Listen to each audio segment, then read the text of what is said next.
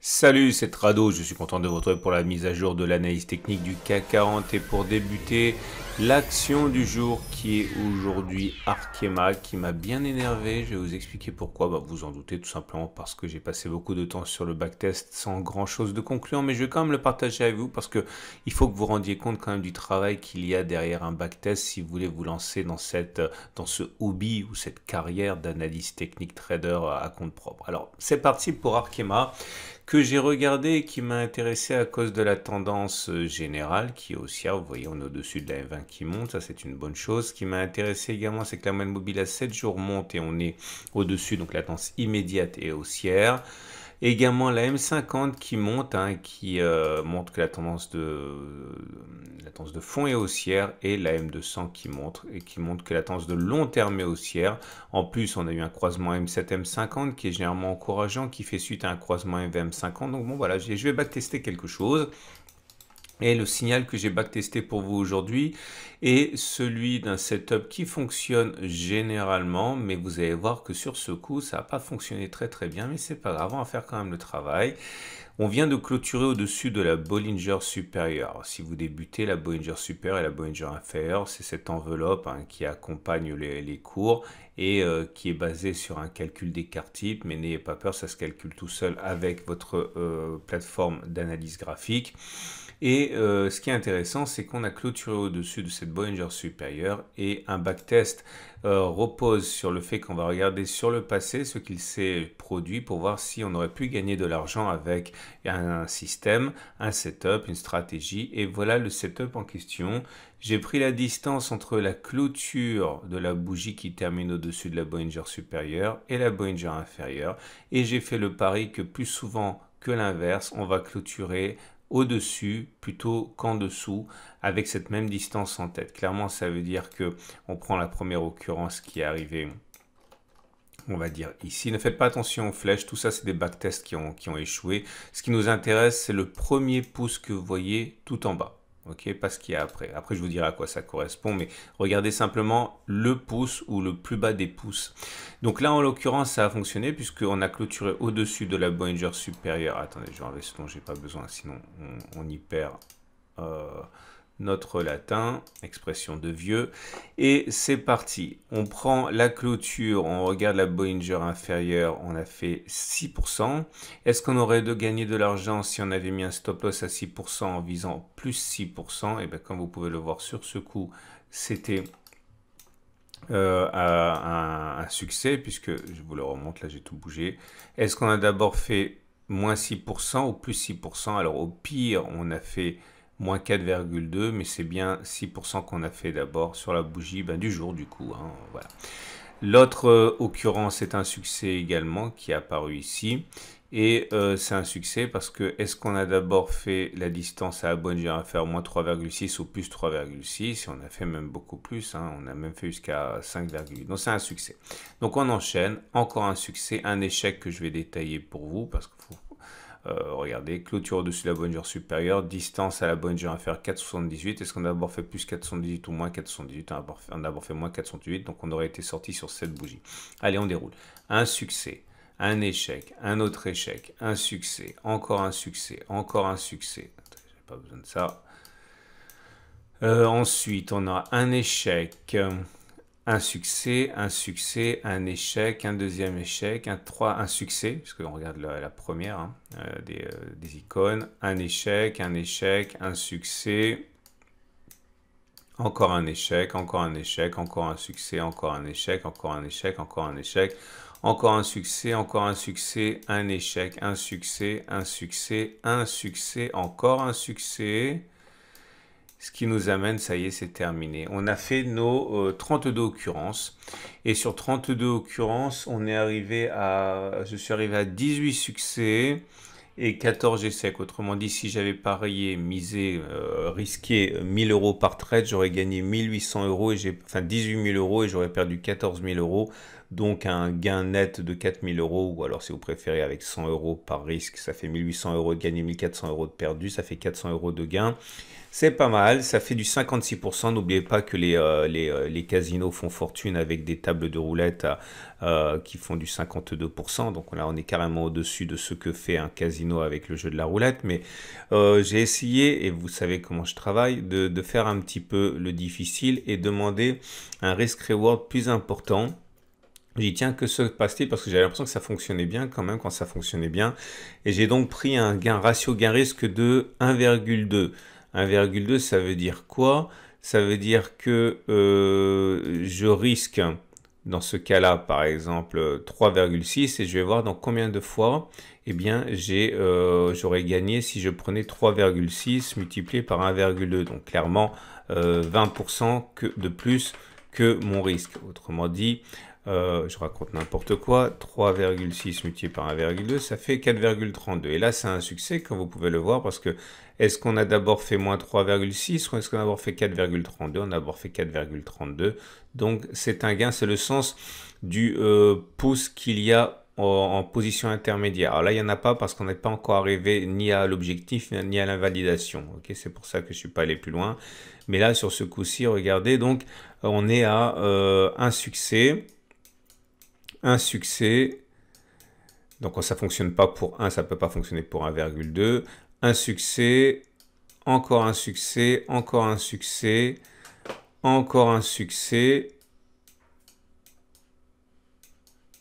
encore un succès, encore un succès, un échec là, donc ça marchait pour un ratio gain-risque de 1 mais pas pour 1,2, un succès, encore un succès, encore un succès, encore un succès, encore un succès, un échec. Et là, finalement, on arrive au résultat suivant. Et donc, le résultat pour 1,2 est de 41% de succès pour 59% d'échecs, avec 13 succès, 19 échecs. Bref, si j'avais parié 100 euros par trade, j'aurais gagné 1560 et j'aurais... Non, pas 1560. Si, 1500, pardon, 60, ça fait 13 multiplié par 120 et j'aurais perdu 19 multiplié par 100, donc 1900. Donc là, le système devient perdant. Et j'ai même tenté une troisième fois de refaire le backtest. C'est le sens du troisième pouce. J'invite à regarder à nouveau la vidéo pour pas qu'elle soit trop longue. Mais c'est le sens du troisième pouce. Donc ça a fonctionné parfois, ça a échoué parfois. On arrive à 9 succès et 23 échecs. Autrement dit, un taux de succès qui s'effondre à 28%. Donc j'aurais gagné 9 fois 200, 1800 euros. J'aurais perdu 23 fois 100, 2300 euros. Donc ça ne c'est pas rentable. Donc c'est bien un ratio gain-risque de 1 pour 1 qui me donne le meilleur avantage sur le marché.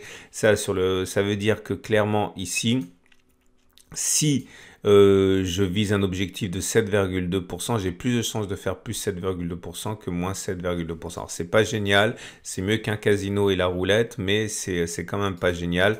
Mais je voulais vous montrer quand même, voilà, qu'on peut passer des heures à chercher un système, un setup en modifiant le risk reward. C'est un de mes exercices préférés pour trouver des setups. Bah, c'est comme ça que je gagne ma vie. Mais parfois on travaille pour rien et voilà, vous devez le savoir, hein, ça ne fonctionne pas toujours comme dans les vidéos de Trado où ça semble rapide et toujours efficace. Voilà. Si ça vous a plu, ça m'étonnerait si c'est la première vidéo que vous voyez que vous allez accrocher beaucoup, mais enfin bon, en imaginant que ça titille votre imagination, je vous invite à vous abonner à ma chaîne YouTube. Il y a des backtests et des stratégies actions tous les jours, et également les fameux podcasts que vous appréciez beaucoup des meilleurs traders francophones que je connais. Et on passe tout de suite à l'analyse du CAC 40. Et pour le CAC 40, les mauvaises nouvelles sont venues de Robert Holzmann, un des gouverneurs de la Banque Centrale Européenne, qui a annoncé que le rachat d'actifs pourrait déjà être remis en cause dès le trimestre prochain. Les investisseurs ne s'y attendaient peut-être pas et du coup de froid à la bourse de Paris. On termine pas trop mal à 0,11%. À un moment, on était à moins 0,54%. mais il est vrai, on le verra, que ça a laissé des traces. Alors, première des choses, comme vous pouvez le voir, on est encore englué dans le support hebdomadaire des 6628-6686, duquel on n'arrive pas à se séparer. Regardez, je mets rapidement le graphe hebdomadaire. C'est important de préserver ce support hebdomadaire, parce que si on casse ce support, eh bien le prochain il est à 6400, 6250, et pour l'instant on est toujours embourbé au contact de ce support, encore une fois, qui ne semble pas se jouer son rôle de trampoline. Une attaque est tout à fait possible, on verra, mais en tout cas pour l'instant on a cassé l'oblique descendante qui est là. Je la maintiens pour la lagging span de l'Ishimoku, j'en reparlerai un petit peu plus tard. Le chandelier japonais du jour est mi-figue, mi-raisin, mais plutôt mauvais. Un, parce qu'il est rouge et qu'il montre bien l'affaiblissement de la pression haussière au cours de la séance. Et ensuite, regardez l'Aikinashi qui...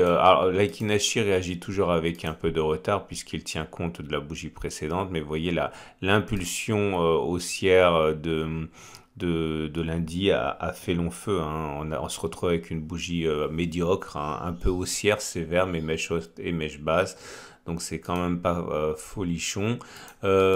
Regardez également les éléments techniques. La moyenne mobile à 7 jours, elle continue de monter, elle est préservée. Donc avec la tendance immédiate et in extremis encore haussière. Par contre, la mauvaise nouvelle nous vient de la moyenne mobile à 20 périodes, qui maintenant penche vers le bas, autrement dit elle devient baissière. La tendance générale étant baissière, la moyenne mobile 50, la tendance de fond est haussière, mais là aussi, regardez, la pente, elle est quasi nulle. Il faudrait que ce soit montant pour qu'on puisse parler de vraies tendances haussières, comme là.